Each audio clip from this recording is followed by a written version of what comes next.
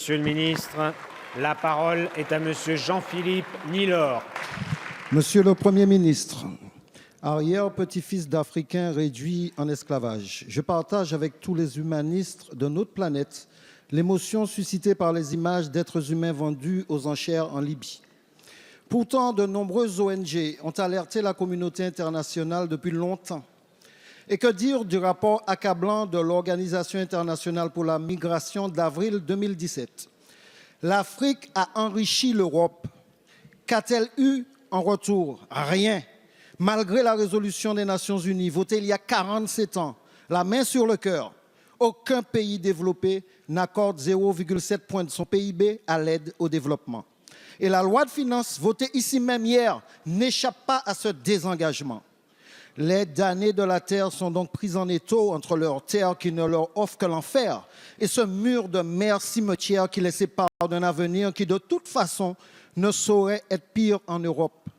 En Libye, pays en charge de la gestion des frontières sud-européennes, des mafias négrières, légitimées de fait par l'Europe, prospèrent sur la misère humaine.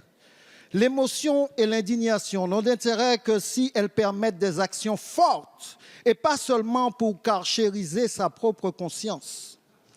Cette tragédie doit nous questionner sur les effets collatéraux de l'intervention française en Libye et sur la diplomatie française en Afrique.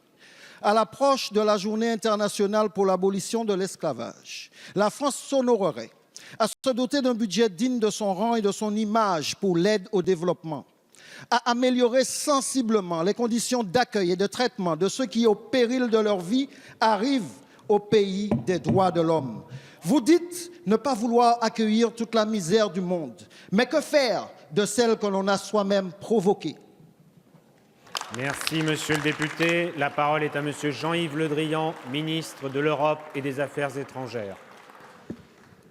Monsieur le député Nilor, mesdames et messieurs les députés, je vais revenir sur la question libyenne, puisque vous m'interrogez essentiellement sur ce point et sur les actes de barbarie que vous connaissez et sur lesquels le gouvernement s'est exprimé déjà hier.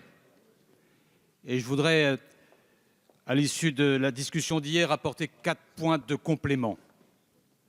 Tout d'abord, la France a décidé ce matin de demander la réunion express du Conseil de sécurité des Nations Unies pour aborder cette question. Elle le fait comme membre permanent du Conseil de sécurité, elle a la capacité de le faire et nous le faisons. Deuxièmement, nous souhaitons que le Conseil de sécurité s'entoure des avis publics de l'Organisation internationale des migrations et du Haut Commissariat aux réfugiés pour que ces deux organismes des Nations Unies rendent public l'état réel des situations en Libye, dont font partie la traite des migrants que vous avez à juste reprise dénoncée dans vos propos. Troisièmement, les autorités libyennes, plusieurs fois alertées, y compris, monsieur le député, par mes soins, parce que je m'y suis rendu au mois de septembre, ont décidé la mise en œuvre d'une enquête sur les faits. Nous souhaitons que ça aille vite. Et nous disons que si la justice libyenne n'est pas en mesure de mener à bien les procédures, nous devrons engager une procédure internationale de sanctions.